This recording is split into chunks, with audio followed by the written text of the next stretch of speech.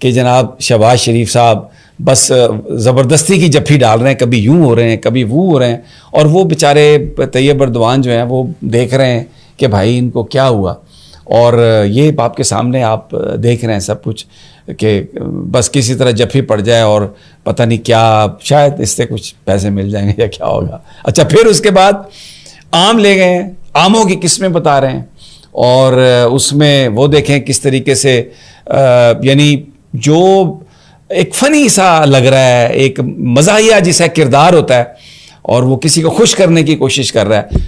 Tayyab Erdogan Pakistan के दोस्त हैं, तुर्की पाकिस्तान का दोस्त मुल्क है, ये इस किस्म की हरकतें करने की आपको ज़रूरत नहीं है। वैसे भी ये आमों की किस्में, अभी तो आम इतने ज़्यादा मीठे आए भी नहीं, पता नहीं कहाँ से ले गए आम वो। फिर मुझे बहुत सारी चीज़ें आम से रिलेटेड याद आ रही थी। चाहे कभी पास काम ना हो रहा हो ना, तो हम भी कहते हैं लो और चुप हो आम। और शहबाज शरीफ साहब, थोड़ी तो अपने मुल्क की इज्जत रखिए। बिन बुलाए मेहमान की कभी इज्जत नहीं होती। आपने बोला नहीं तो ऐसे भी मुसलमान थे, तुझसे भी मुसलमान, हम तो जाएंगे वहां पे। ये दुनिया मुस्लिम गैर मुस्लिम पे नहीं चलती। आप वहां पे जा रहे हैं पैसा लेने के लिए, क्योंकि आपको लगता है कि एर्दोगान आपको कुछ दो टुकड़े फेंक देगा। ये समझ में नहीं आता हर जगह आदमी क्यों पहुंच जाता है कटोरा लेके। अभी प्रिंस चार्ल्स जब किंग हुए थे, कोरोनेशन इनका हुआ था, ये भाई वहां पे भी पहुंच गया था। क्यों पहुंचा आज तक किसी को नहीं पता, ये पहुंच गया वहां पे। वहां पे 5-7 दिन बर्बाद करके आए। इसका भाई, बड़ा भाई भी नवाज शरीफ वहीं पे रहता है लंदन में। हर जगह पहुंच जाना बिन बुलाए मेहमान के जैसे, ये शोभा नहीं देता। पाकिस्तान 25 करोड़ का मुल्क है, जिस भी हालत में है 25 करोड़ का मुल्क है, और हर जगह भिखारी जैसे कटोरा लेके पहुंच जाना, ये आपके मुल्क को जेब नहीं देता। तुर्किया चले गए जनाब अचानक के। तैयब अर्दवान साहब दोबारा सदर का इंतखाब जीते हैं वहां पर तुर्की में, तो अब वहां पर जनाब पहुंचे हैं शहबाज शरीफ साहब, और वहां जो वीडियोस, जो तस्वीर सामने आ रही हैं, वो पूरे पाकिस्तान के लिए शर्मिंदगी का बायस बन रही हैं। अब लोग तरह तरह के तबसरे कर रहे हैं कि जी जरूरत क्या थी जाने की, फिर या अनइनवाइटेड चले गए हैं। यानी वो नजर आ रहा है कि जो कुर्सियों की पहली रो है, पहली लाइन है, उसमें है ही नहीं शहबाज। जो भी आता है, चाहे कोई भी पॉलिटिकल पार्टी सामने आए, वो आते ही सबसे पहले भारत के खिलाफ स्टेटमेंट देना शुरू कर देते हैं। आपके ख्याल से ऐसा ये लोग क्यों करते हैं? और अगर आप चीन से बात कर सकते हैं, जहां पर हमें मालूम है कि मुसलमानों के साथ क्या हो रहा है, तो फिर आप ये ड्रामा करना बंद कीजिए कि आपके भारत से रिलेशन इसलिए ख़राब हैं कि वहाँ पर क्योंकि कम्युनिटी ऑप्रेस हो रही है, तो इसीलिए आपका ये मुकदमा है। अगर ये मुकदमा है तो फिर आप चीन को क्यों कहते हैं कि हमारी हिमालय से ऊंची और दरियाओं से गहरी और शहद से मीठी दोस्ती है? तो वहाँ पर तो आपको याद नहीं आती अपनी कम्युनिटी की कोई बात। तो इससे साबित यही होता है कि ये सिर्फ और सिर्फ फॉरेन पॉलिसी मैनूवर है, और है भी सुसाइडल।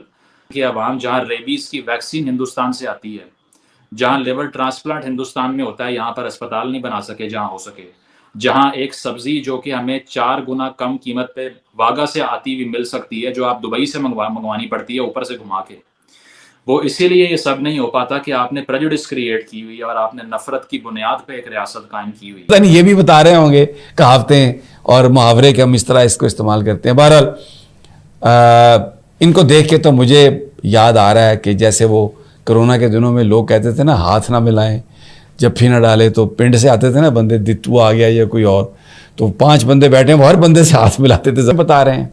और उसमें वो देखें किस तरीके से यानी जो एक फनी सा लग रहा है, सिर्फ अंदाज होता है कि जबरदस्ती मिलने का, हाथ पकड़ लिया तो अंदर खींच लिया, ऐसे बाजू में हाथ डाल दिया, वो अजीबोगरीब हरकतें। अब क्या करते हैं, उनका हाथ पकड़ते हैं और छोड़ते नहीं, और फिर उनको जबरदस्ती गले लगा रहे हैं, जबरदस्ती। वो तैयब अर्दवान अपनी जगह खड़े हैं, वो जरा नहीं हिल रहे। माजी में कुछ और वीडियो शेयर हो रही हैं, बहुत से सोशल मीडिया पे बहुत से लोग बात कर रहे हैं कि एक वो दौर था, एक ये दौर है। तो बहरहाल अब ये मामला चल रहे हैं जी। तो ऐसा जो बंदा होगा, जो चीफ एग्जीक्यूटिव होगा, प्राइम मिनिस्टर होगा, तो उसके नीचे फिर यही हाल होगा कि किसी को समझ नहीं आ रही कि डायरेक्शन क्या है, जाना किस तरफ। आपने 2 नेशन थ्योरी की बेस पे एक रियासत कंस्ट्रक्ट की, 71 में आपका थीसिस फेल हो गया, 51% मुसलमान आपसे अलग हो गए। तो साबित ये हुआ कि अब ज़रा ह्यूमनिज्म की बात करें, अब मज़ाहिब की बुनियाद पे, आइडियोलॉजी की बुनियाद पे प्रेजुडिस को छोड़ दें, और साथ साथ अगर कोई भी कॉपरेट नहीं करेगा इस खित्ते में रहते हुए हिंदुस्तान से, which is the 4th largest economy in the world at this point, तो उससे बड़ा बेवकूफ़ी कोई नहीं है। तो ये सारे पॉलिटिशियंस जो हैं, इनमें विजन की बहुत कमी है। इनको नहीं इल्म के आने वाली नस्लें लड़ के जिंदा नहीं रह सकती। इनको नहीं इल्म के दोनों तरफ इतने न्यूक्स पड़े हुए हैं कि अगर उसमें से 10% भी चल गए तो इस खित्ते में 40 साल तक सूरज निकलेगा नहीं। फसल तबाह हो जाएगी।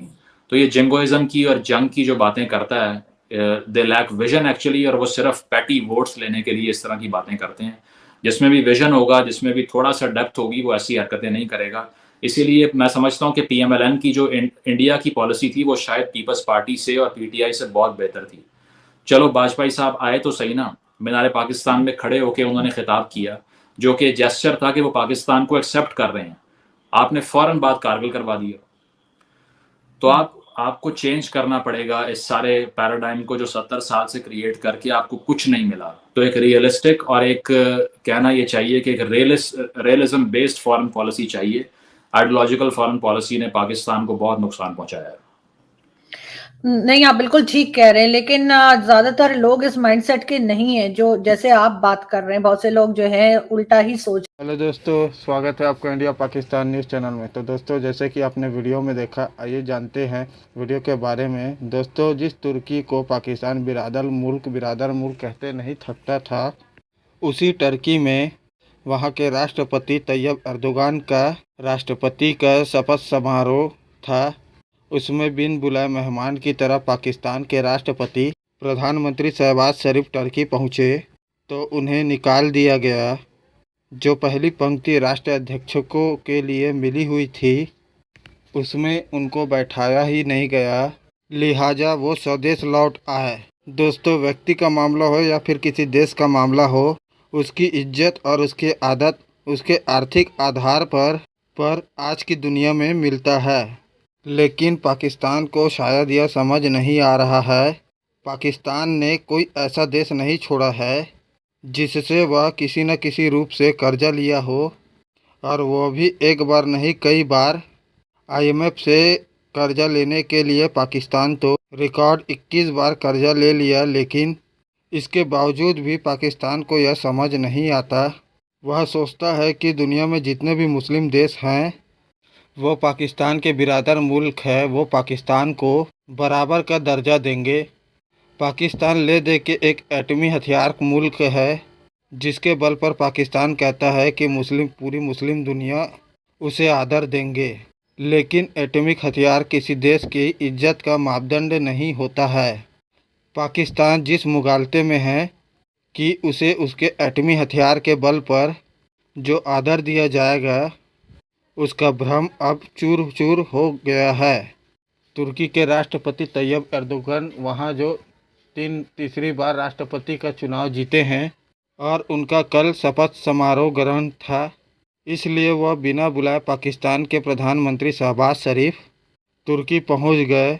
और वह तीसरी बार पहुंचे, और अभी हाल में ही जब तुर्की में भयंकर भूकंप आया था और उस समय भी यह पहुंच गए थे, और वह वही सामान लेकर गए थे भूकंप पीड़ितों के लिए, जो तुर्की ने पाकिस्तान के बाढ़ पीड़ितों के लिए जो सामान पाकिस्तान को दिया था। उस बेइज्जती से जो पाकिस्तान को जख्म हुआ था, वह जख्म अभी भरा नहीं था, और वह फिर तुर्की बिन बुलाए पहुँचे, और हुआ वही। शहबाज शरीफ ने ज़बरदस्ती हाथ मिलाने और गले मिलने की कोशिश की। एर्दोगान ने न केवल उनका हाथ व उनको झटक दिया, और उन्हें पहली पंक्ति में वह जगह भी नहीं मिली, और लिहाजा बताया जा रहा है, और शर्म के मारे उन्हें तुरंत अपने स्वदेश पाकिस्तान आना पड़ा। तो दोस्तों, अगर आपको ऐसी वीडियो देखना पसंद है तो हमारे चैनल को सब्सक्राइब करें तथा वीडियो को लाइक करना ना भूलें। धन्यवाद। जय हिंद, जय भारत।